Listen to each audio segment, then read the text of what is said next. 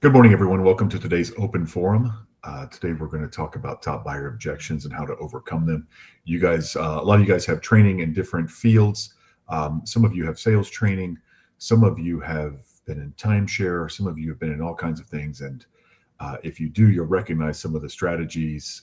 If you have formal sales training and some other things that are not on here, I did create this slideshow based on experience, based on some research, but also the script stuff, a little help from AI, a little help here and there. But these are things that are tried and true and proven ways. And right now we have a lot of buyer objections, obviously with interest rates, et cetera.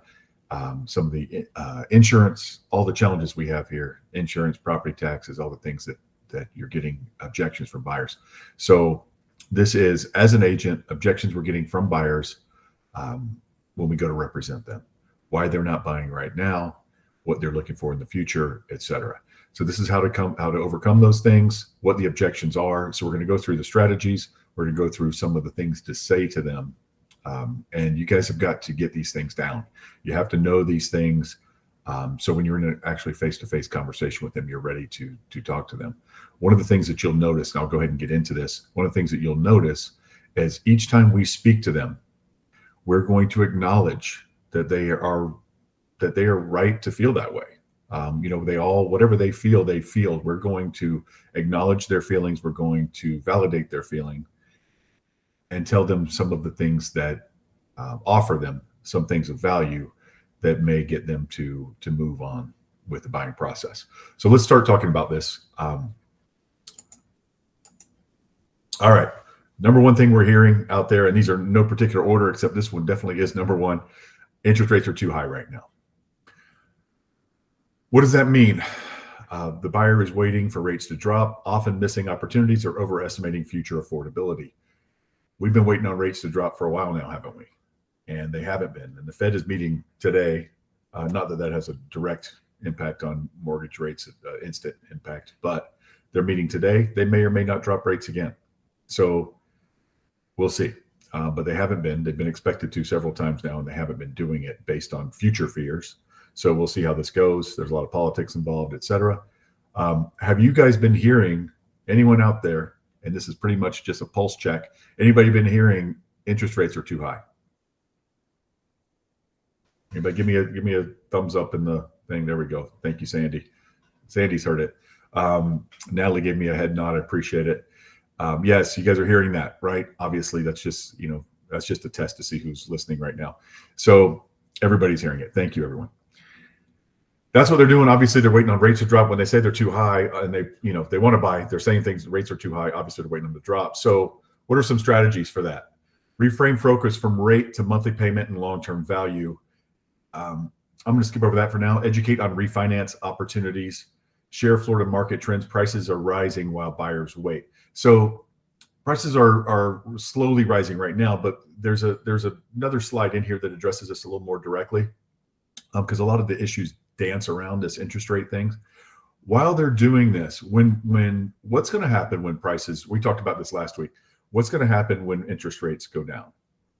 Prices are going to shoot up, estimated 5 to 10%. There's so much pent up demand out there. Now, what is better, and we've done this mathematically in here before because I'm a bit of a nerd about that. What is better for the buyer? Is it better to buy a house for $20,000 less or get a little better interest rate that's going to save them $20,000 over the first 10 years? Which is better for first 5 years? You have to pay back what you pay for the house when you sell it, right? You have to pay back the loan when you sell it. Buying it cheaper is much better. Given the same rate, to have a little higher interest rate and buying it cheaper is better than buying it more expensive with a little bit lower interest rate, because you have to pay that back. You have to pay the principal back. So it's always better to have a lower principal with a little bit higher rate than it is to have a higher rate with a lower principal. Wait, the opposite of that. So it's better to have a lower principal with a higher rate than a higher principal with a lower rate. Okay. And educate yourself on that to see why that works. And I've done it with you guys before, and I'll do it with you again. But the script, This is just something to, obviously it's not going to be your script, but something that I totally understand. Again, validate their feelings. And they're right? Interest rates are high. They've been lower. They're not high historically, but they're high for what they've been the last 20 years. I totally understand. But here's the thing. Home prices in your target area have risen 6% in the last 12 months. If you're waiting for a lower rate, you may end up paying more overall. You can always refinance a rate, but you can't go back and lock in today's price. That's kind of what I was getting at. You can always refinance a rate, but you can't go back and lock in today's price. That's huge. That's why I bolded it. That is huge. Pablo, you have a question? Yes, right. I'm sorry. I was just going to say exactly what you just said, that also you should sell it as, you can refinance when the interest rate comes down, but the price is going to be low. You got it at a lower price. So that's the perfect strategy right there to sell it. Right. So you're right here either way, that you come out looking good either way, and you're using their own argument against them. When you say you can refinance, they are either going to be able to refinance and you were right and they were right, because what they're saying if they're saying their interest rate's too high, obviously that is, what does that imply? I think it's too high. That means it's going to come down in the future, right? I want to buy a house, but interest rate's too high. That means I think it's going to come down in the future. That's why I'm waiting, right? So to tell them, well, you can refinance if you're right, and I would throw that in here too. If you're correct that interest rates are going to come back down, then you can refinance then. If interest rates go up, then you should have bought now anyway. Now is the time to buy either way. So that you're using their own logic, I don't want to say against them, but to get them moving on this. Because if I say the interest rates are too high, that means I think they're going to come down. I'm waiting on interest rates. That means I think they're going to come down. Well, in that case, what if I'm wrong? Then they go up. So now's the time to buy either way. Does that make sense to you guys? Because if someone says interest rates are too high, that means they believe they're going to come down. So then you sell them on, look, this is the time to buy the house at this price, because when the rates come down, the prices are going to go up and you can refinance. Okay. Jay, you have a question? Yeah. And I think it's more of a statement. Is somebody that says that interest rates are too high, this is it's a good buying question. You might follow that up with, what do you expect the interest rate to be? What interest rate do you feel is good for you? Because that puts them in a situation where if they go, oh, well, my parents have a 2% interest rate, then it's a time to educate them on, we're not going to see that again for a very long time. And you need to set proper expectations for them. Because if they're waiting for, interest rates to drop to 2%, then that's not going to happen for maybe ever. So it's a good time to do that. But also it's a good time to say, okay, well, if you can get it to a 4.99, right? Somebody says, oh, well, I've seen advertised rates at 4.99. Then you maybe need to flip them to a builder that's buying down the rate. And then that squashes that objection. So there's, other reasons behind that saying interest rates too high. There's more than one way to cover that objection if that's a true objection. Yeah, and Jay, you've been in timeshare. You know that you've got to not every objection is a true objection, and you've got to get to the bottom of it. So let's go on. You got, at some point you do have to get them to a point of, you kind of got to box them in. You got to say, so if interest rates were, at where you want them to be, that's a great question. And you started that conversation with where do you want interest rates to be? So if interest rates were at 5%, without being too cheesy, is there any reason you wouldn't want to buy a house? All right. Homeowners insurance is too expensive, or I can't even get it. This is one that's coming up, and this is typically someone who has talked to a lender or something, and homeowners insurance is what's driving their thing. And the lender said, yeah, you qualify for this much, but with insurance and taxes, you're not, your payment's going to be this much. And so you can only buy this much house. And so they're saying, insurance or taxes are too expensive. I can't even get it. Valid concern in Florida, in many Florida markets, with carriers pulling out on requiring roofing updates, et cetera. A lot of you guys are on the coast or selling on the East or West Coast, and that's been a big deal, more so than inland, but still inland insurance rates have gone crazy too. Response strategy. Refer to a trusted insurance broker for real-time quotes. Guide them to this, guys. That makes a big difference. So a lot of times they will have talked to a lender who's just estimating, and a lot of times a broker will hustle for them and get them a better rate. We'll run it in front of a bunch of people, and it's not as bad as the lender makes it out to be.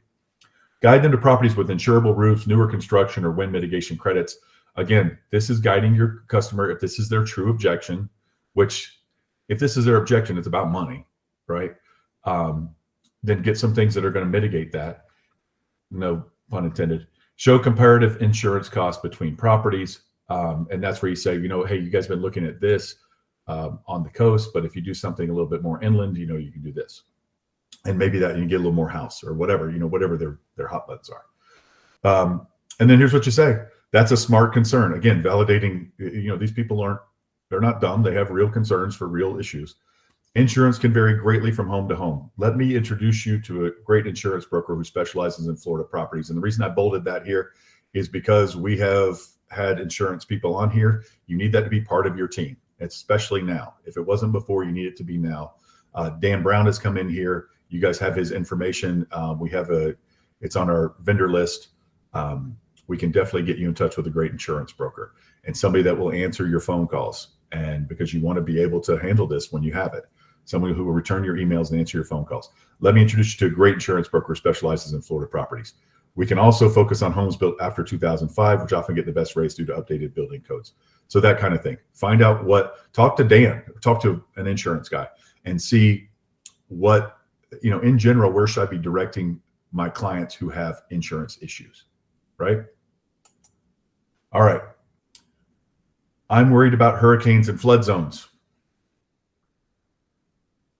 What it means, they're nervous about safety and cost, especially if relocating from out of state, or if relocating from the West Coast recently, or even from the East Coast. They're worried about hurricanes and flood zones. You guys remember something in Daytona Beach shores washed off into the ocean a few years ago with a hurricane, and then everything on the West Coast got, from Sarasota to Clearwater and up, got blasted with last year's hurricanes.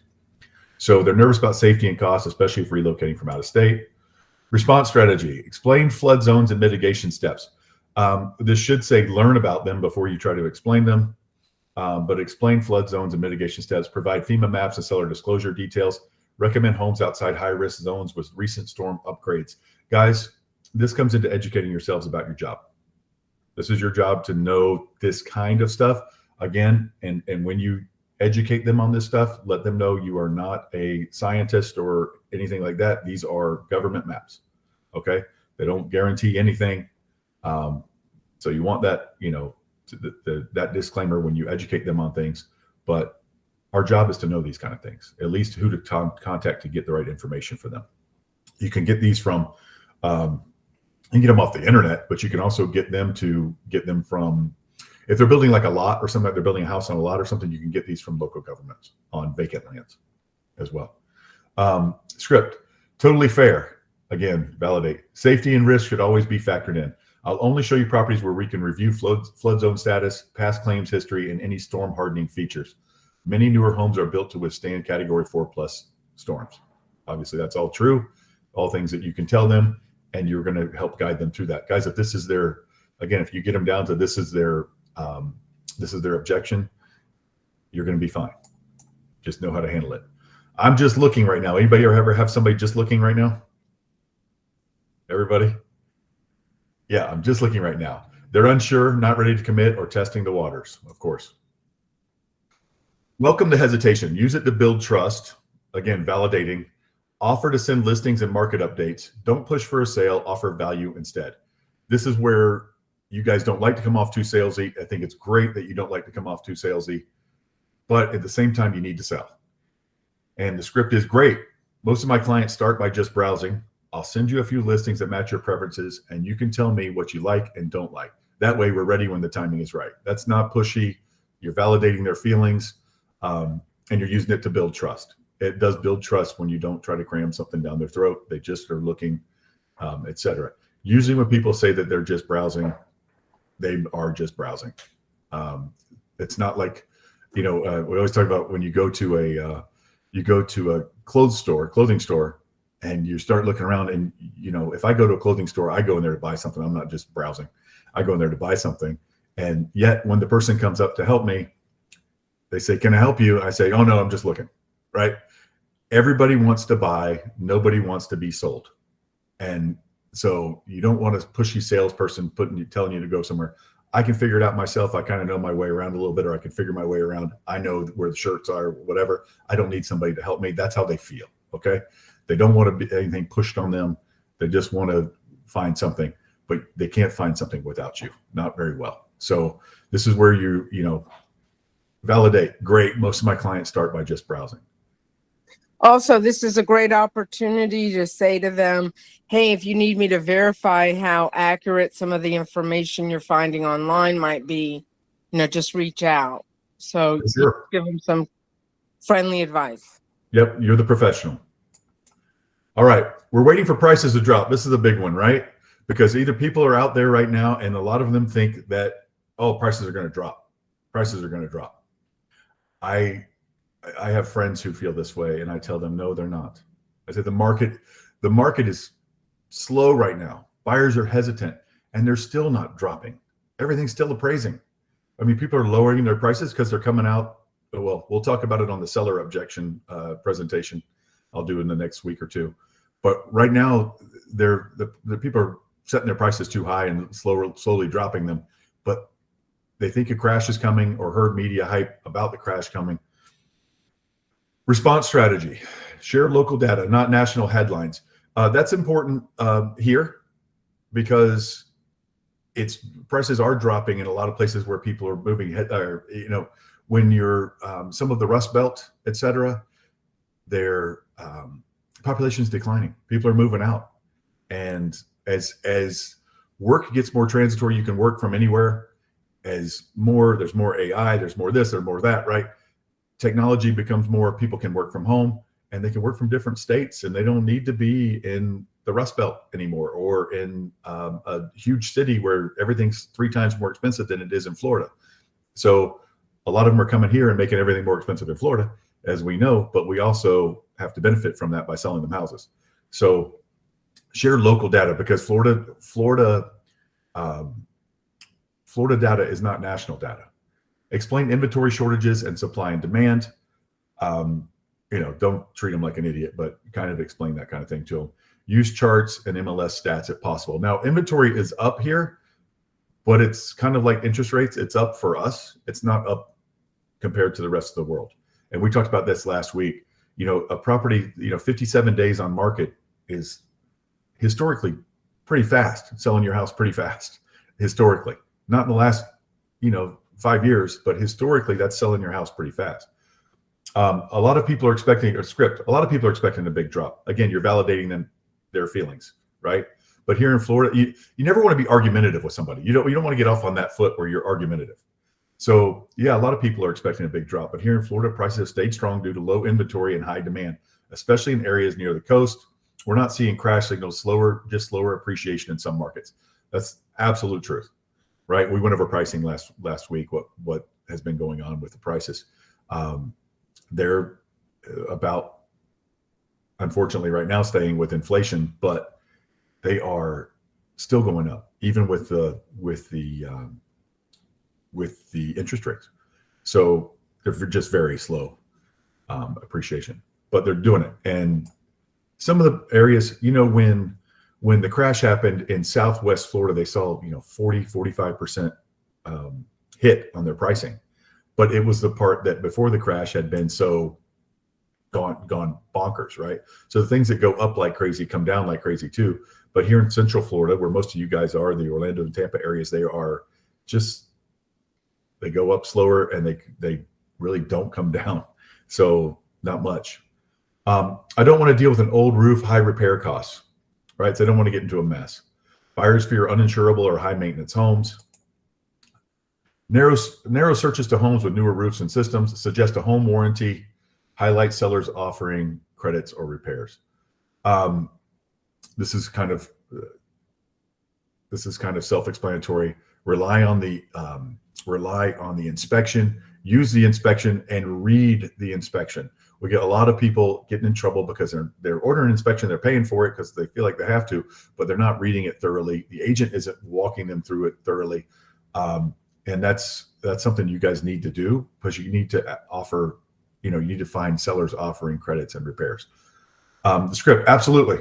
Again, validate. Many buyers are looking for move-in ready homes for that reason.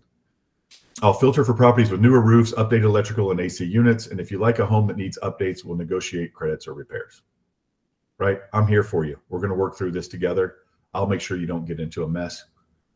And, they may go through a couple of houses, trying to get that. But sellers, here's the deal. If a seller is going to have to replace a roof for you, you guys know this when you represent sellers, and you tell them this. If I bring a buyer to Daryl's listing and it needs a roof, and I tell, I'm going to tell Daryl, hey, it needs a roof. We can't get insured. And Daryl, I know it's 17 years old or whatever, right? He's going to tell his seller, look, we're going to have to put a new roof on for somebody. It's not just this buyer. It's somebody. So we might as well, if we like this buyer, they're this much down the road, they love the home, they're going to close on it, they're qualified, etc. Let's just do the roof, or let's work with them on the roof or whatever, right? So let's go halvesies with them, whatever we want to do. But you're going to tell the listing agent's going to tell the seller, look, we're going to have to fix this for somebody, or we're going to have to pitch in for somebody. And if this buyer is willing to do half, then I think we should go with them. Yes, Daryl Hunt. I do know a roofer also that will be paid at closing, so have that in your back pocket. Awesome. If you don't mind sharing that information either in the chat or on the Facebook page, that's awesome. And look, guys, that is an arrow in Daryl's quiver, as they say. That is a tool that Daryl has to help close clients. And he's hey, if that's an objection, look, we from the seller side, look, we know we need a roof. We can't really afford to do it. What are we going to do? Daryl says, look, I got somebody that'll take it out at closing. Right. So, or, for the buyer for that purpose, and you get the seller to agree to that. The seller's of course going to agree to that. If the buyer is going to pay half and, pay $8,000 more for the property and take it out at closing, take 16 out at closing, whatever it is. So that's just another arrow in your quiver, another weapon that you have to get deals done. So thanks, Daryl.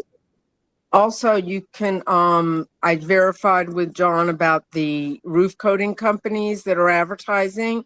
Mm-hmm. Typically, they'll give you about a 5-year extension on the existing roof through the insurance company. Okay, great. That's just a spray that they put on over shingles to lock in, to keep it more waterproof. Thank you. Right. I mean, like, for example, my roof on my house has absolutely no damage whatsoever. It's just aging out. So that is certainly something I would consider paying for to sell the house. But I'm not going to re-roof it. Right. Okay. Perfect.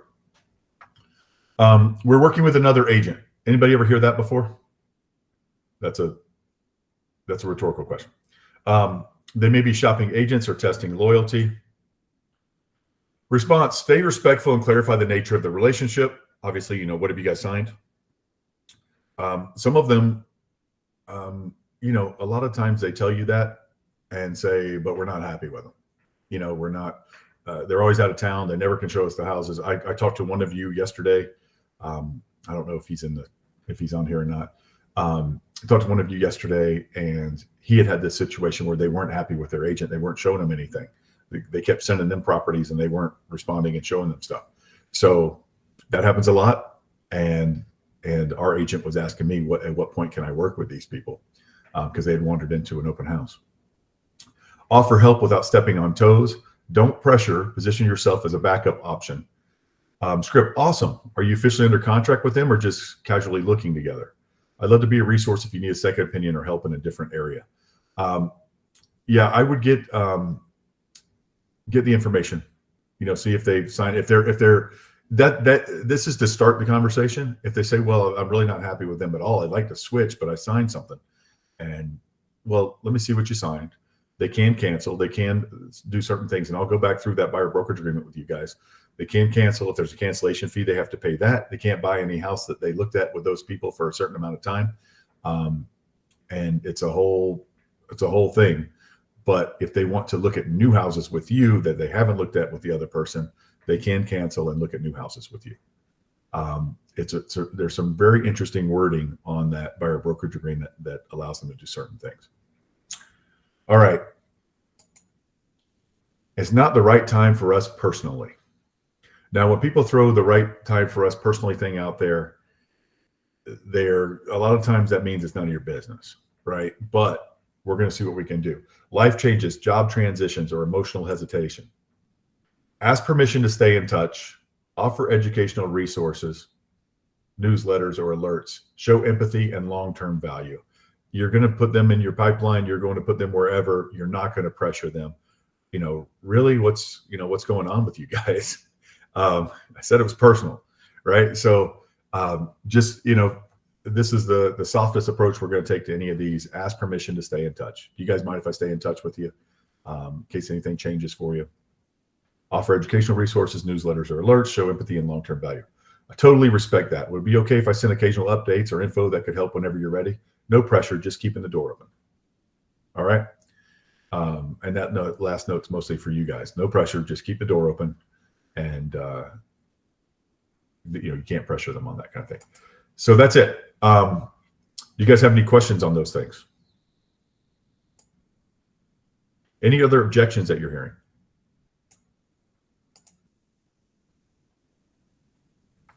About cover the objections? I think the interest rates and the pricing, the ones that I've heard you guys talk about the most, and the ones my friends talk about the most, are the interest rates. And I have one doom and gloom friend who thinks that the market's going to drop and he's going to pick up some investment properties when it happens. But mostly what I hear from you guys and everybody else is interest rates.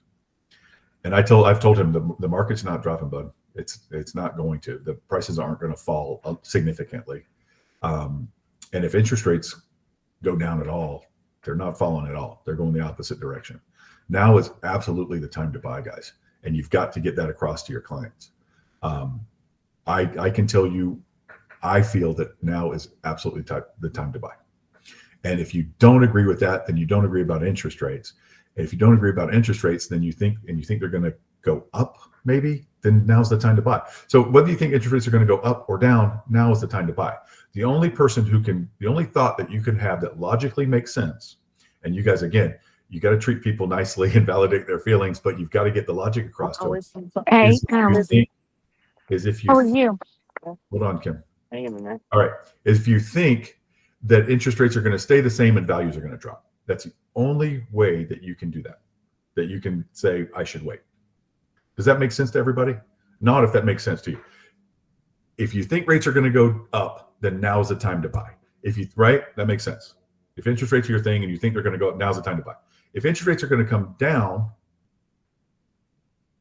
then if you're waiting on interest to come down, then prices are going to go up. They have to. And that's obvious, right? We've had slow market for 2.5, 3 years now? 2.5 years, I would say. It's been a slow market, pent up demand, high interest rates. And if you think the rates are going to come down, then now's the time to buy at today's value and get a lower interest rate when they come down. Okay? That makes complete logical sense. Now is definitely the time to buy. You just have to get that message across to them. And if that makes social media content for you, great. See what you can get out of that. But you need to get that message across in a one-on-one setting too. When you talk to people, be respectful, find out what their real objection is. So that's it. So interest rates is what's keeping you guys from buying. You also have to lock them down, because if people are going to be dodgy, they're going to be dodgy. But it's not timeshare. You don't have to sell them today. It's not, they can leave in 90 minutes and still come back later. So it's a process, but you do want to narrow them down. We are salespeople, guys. I can't get that across enough to real estate agents.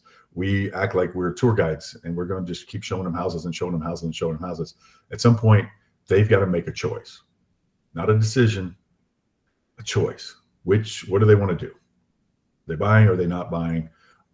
If they didn't have a need, they wouldn't be talking to you at all, right? That's the beauty of this. If they didn't have a need, they wouldn't be talking to you at all. They're not doing it for Disney tickets. It's not timeshare. All right. They have a need for a house. They want to buy a house.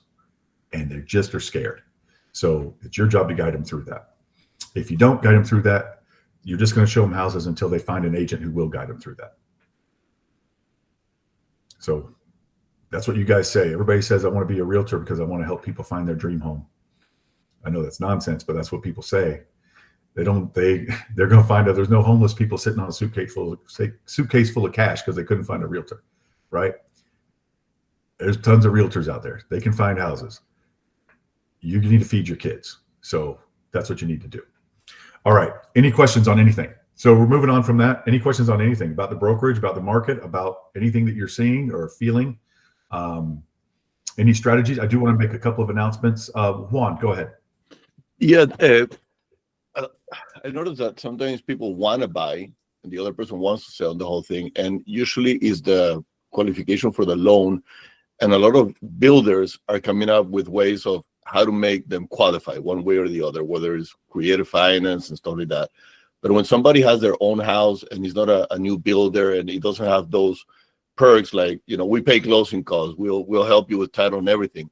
Have you seen lenders allowing for a little bit of maybe the 80-20 that used to happen back in the 2008, or other ways of helping the person qualify?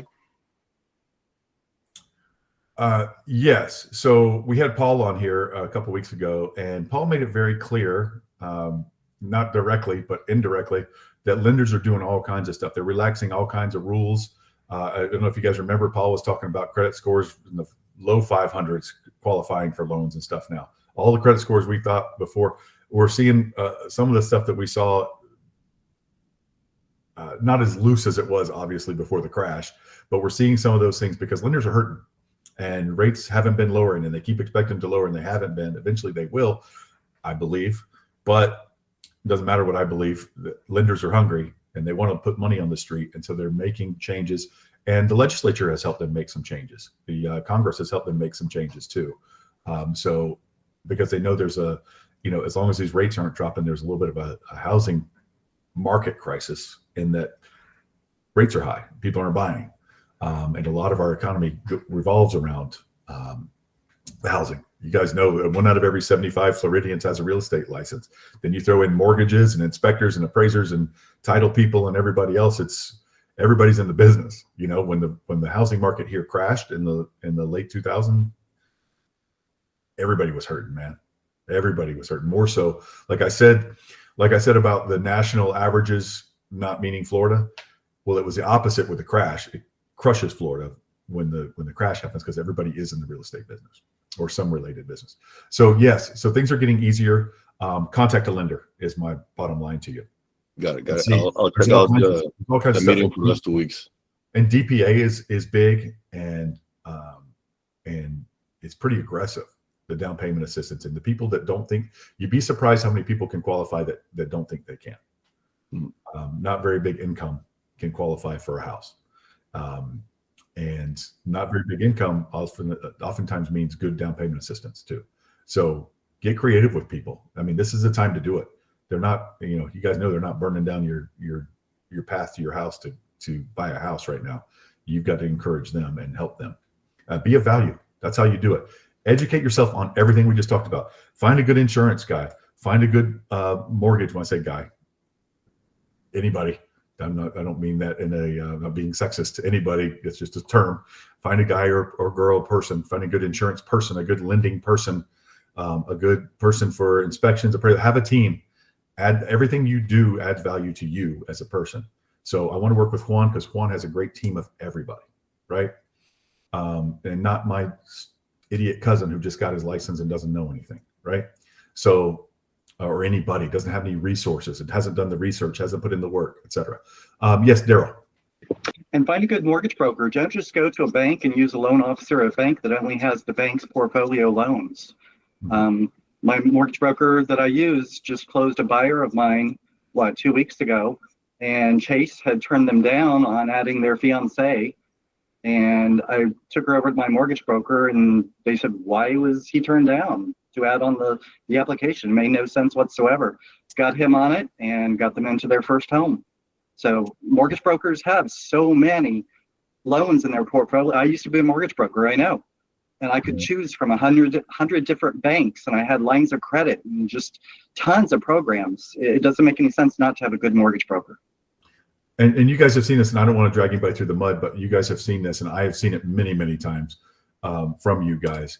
When they're doing it with Chase or Bank of America, or they're doing something like that, that loan officer is on salary. They're getting paid Friday no matter what. And a lot of times they don't close on time. They don't care. I'm not going to drag them through the mud, but when I see big banks, I just cringe. And that includes Rocket Mortgage and people like that too. I prefer a mid-sized, not somebody too small, not somebody too big, a mid-sized broker who can find me all kinds of stuff and will work with me and cares if my loan closes or not, because they get paid. And let's be real, they get paid, they care more. And a local one. Make sure you stay local. Get a mortgage broker that's local that you can call up on the phone anytime or email, and they'll answer you in 10 minutes. There you go. Chad is one. Chad is a guy with us in Ocala, but he'll do your loans anywhere. He does loans, title, and brokerage. So talk to Chad as well. And I want to say one thing. Okay, Vivian, go ahead. So I recently had a nightmare with a certain mortgage broker, so I'm kind of on the fence about that whole conversation. But the reason I wanted to chime in was when a seller owns a property outright and they have an opportunity to hold the note, I've been using that to get some activity from my sellers. I thought it would cost a couple of grand or $3,000 to have somebody write the mortgage, to record it and everything. But it turns out, I checked with the title company, it's $650, and then there's $150 credit back to the buyer at closing. So that's not bad to have them prepare all the, proper documentation. Oh, that's great. That is great. Yeah, you got to have somebody write the mortgage and note. Excellent. Jay. So I don't do a lot of residential sales. I don't do any. I do mostly commercial.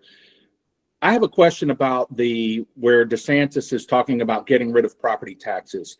One thing that's happened in commercial is they've recently, there's no more sales tax on leases. So that is something that I'm using in negotiating with people for leases on buildings, because there's not going to be any more tax there.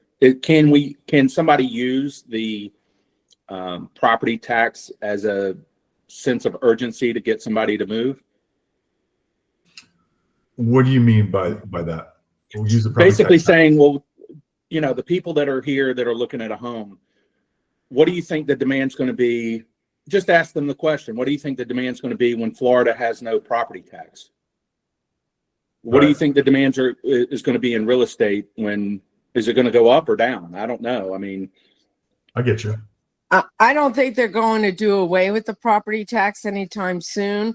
What they are going to do is address the assessments that are going to the school boards. Okay. So the answer to that is I don't know, and I get where you're coming there. But I feel like it might be a little bit of heat if you tell people that I think it might be a little misrepresentation if you lead them to believe that property taxes are going away. So I mean, that's such a huge thing for local governments.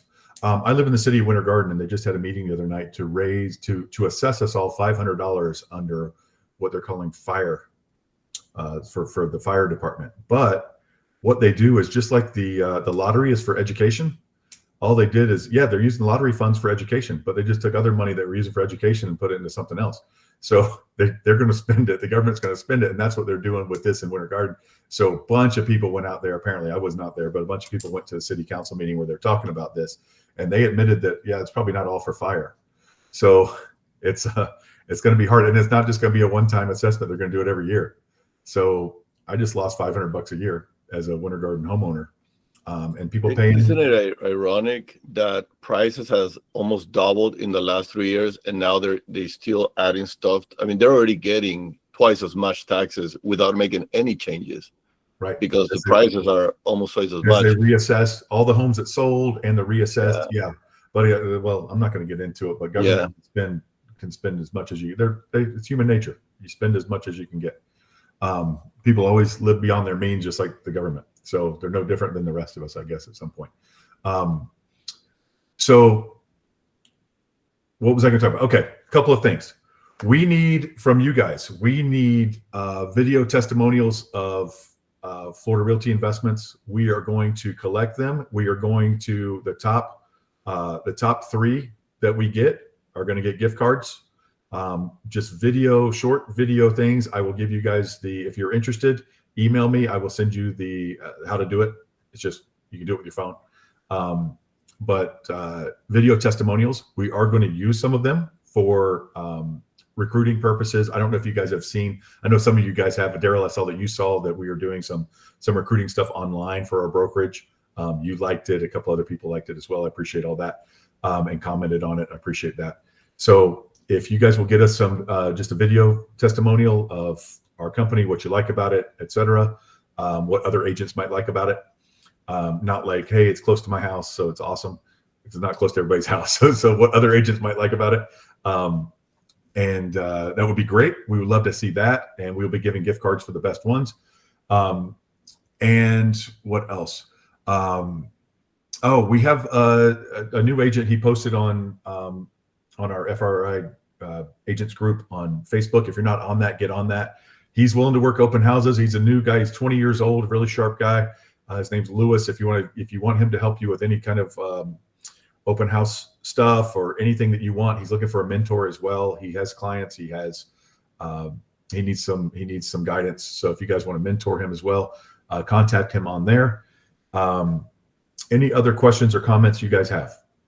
I think that's all. Any idea what city he is in?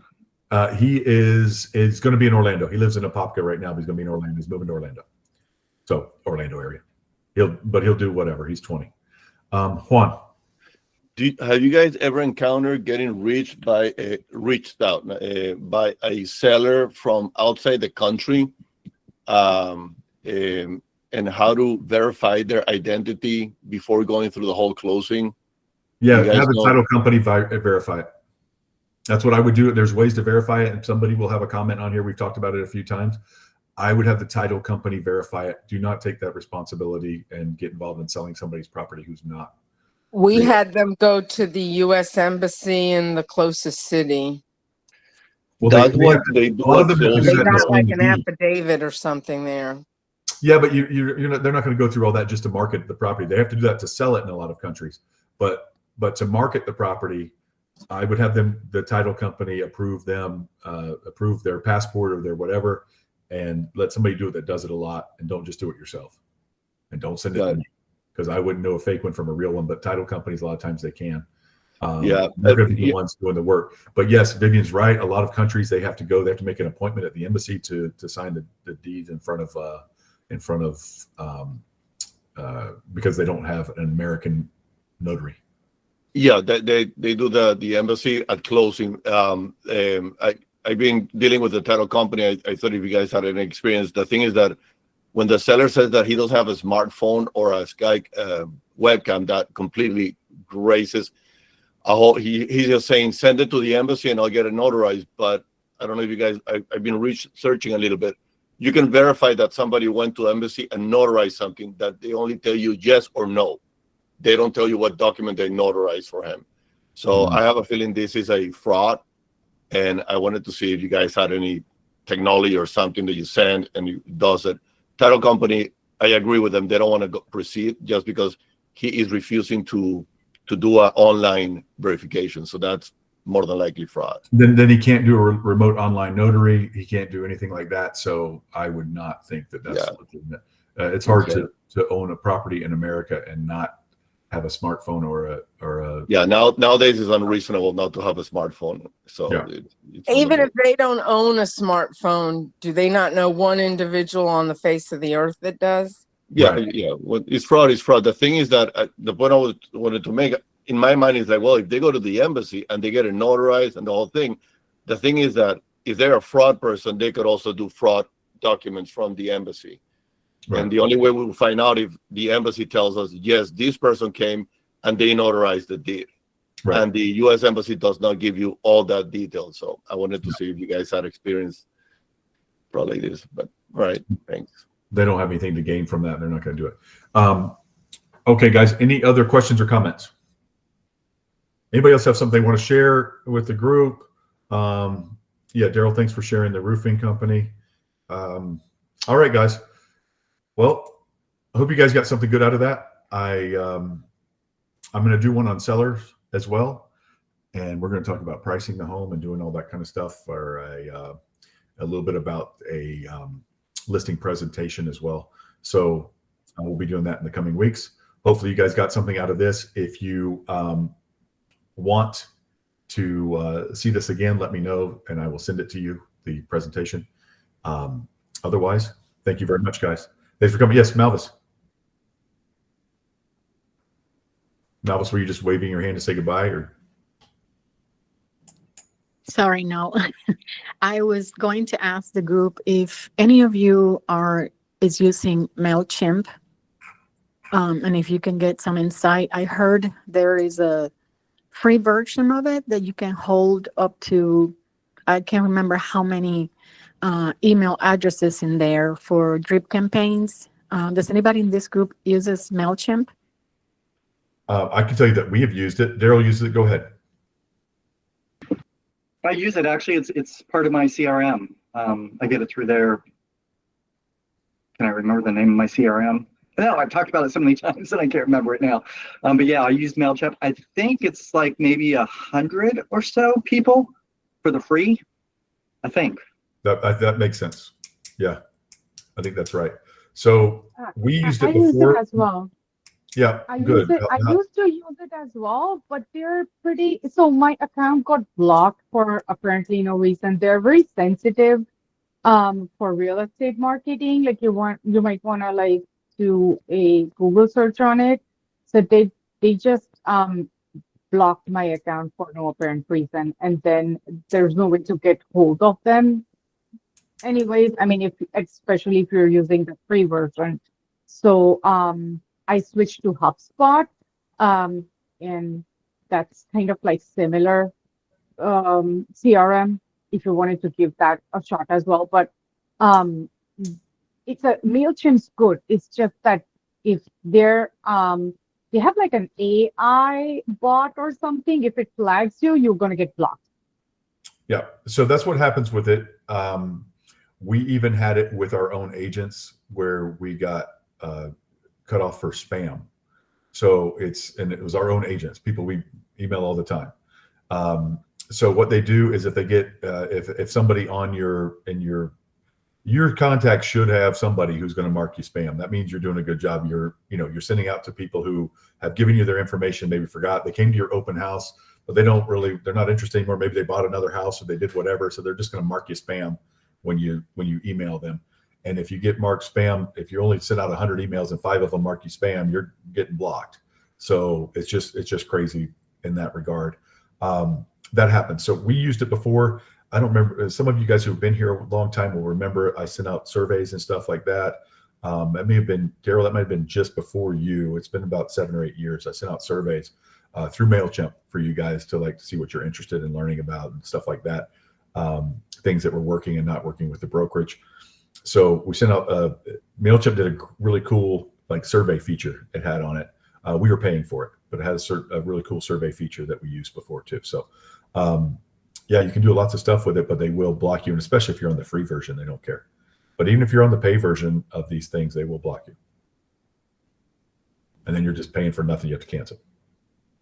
Okay, thank you. I just remembered my CRM, Realty Juggler. my brain was going dead. I've heard you talk about it before. Excellent. And you like that, right, Daryl? Just nod if you want. Okay, good. All right, guys. Well, thank you very much for coming, and we will see you soon. If you guys need anything in the meantime, if you want this, I saw somebody put in chat to send it. I'm not going to send it to everybody. Just if you want it, just email me. I will respond with it. Okay. Thank you, everybody.